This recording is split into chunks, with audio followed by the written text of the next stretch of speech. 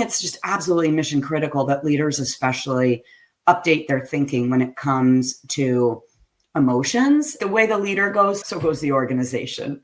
You just have this outsized impact on team climate and performance. And so little shifts you make can just unleash so much opportunity in around you.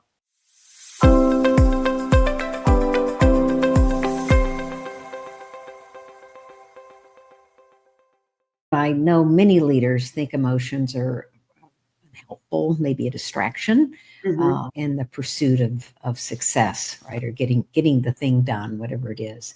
What do you say to people who say that emotions are just not helpful? They're a distraction from what we're doing. Yeah, first, I get it. That was my MO for a very long time until I learned more and it personally caught up to me. But I just say, like, sort of with all due respect, you're wrong. Like there's sort of misconceptions around emotions that they interfere with decision-making or good business. Negative emotions can ruin relationships and teamwork. They'll make you a weak and an ineffective leader, that they're the antithesis of being rational and so on. And what we know beyond a shadow of a doubt is that is simply not true. And so what I think all leaders need to know about emotions are a couple things. One, they are information, they are data. And when you attend to this information, you will make better decisions. You inspire greater teamwork and team performance. You can navigate your own career more effectively. You will reduce turnover. There is a very compelling business case for considering emotions as information and attending to them, right? So anywhere you have humans, you're going to have emotions.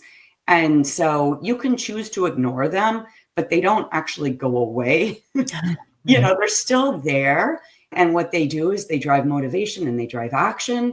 And so if you choose to ignore your own emotions, that's fine, but they're still driving your behavior, but unconsciously and reactively. And if you choose to ignore other people's emotions, that's also fine. But what you're going to end up with is disengagement and really so much lost opportunity for higher performance and stronger relationships. So I think it's really like a perilous path.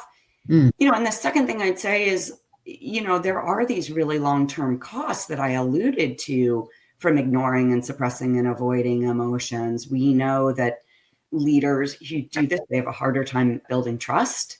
They engage in more sort of abusive leadership behaviors, like being overly critical or, disparaging, belittling comments. There's more fatigue at the end of the day. So that spills over into conflict at home. The leaders who do a lot of the ignoring and suppressing of emotions tend to have higher rates of insomnia, depression, more compulsive behaviors with food and alcohol, overtime burnout, and ultimately cardiovascular issues. So it's just, to me, it's just absolutely mission critical that leaders especially update their thinking when it comes to emotions, especially because, like, the way the leader goes, so goes the organization.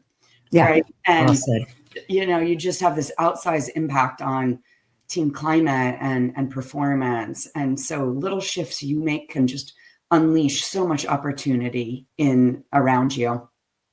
Yeah.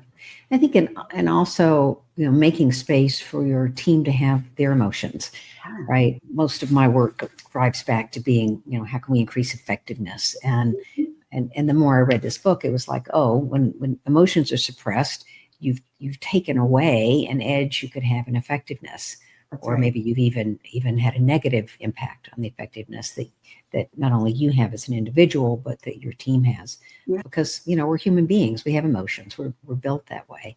Right. And it just seems to me that, like you, I had my own aha moment. I was like 100% logic for the first part of my life. And I realized, you can't lead that way. You can lead, but people will not follow, right?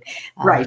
Not in an effective way. And I could be more effective if I paid attention to this other thing. So, yeah, but I have so much empathy for this situation, right? Because it was interesting. So, not only did we do a survey of a couple hundred leaders for this book, but we also did like 30 sort of structured leader interviews.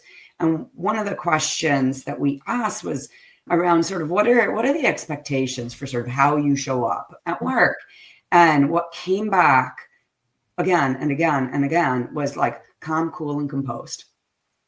Right. And that's today, back when I was leading that I think existed in even bigger ways. And so there's a lot of pressure even on leaders in terms of how they show up. So it's very easy to kind of like fall into that trap, especially when, our entire Western education system educates us from the neck up.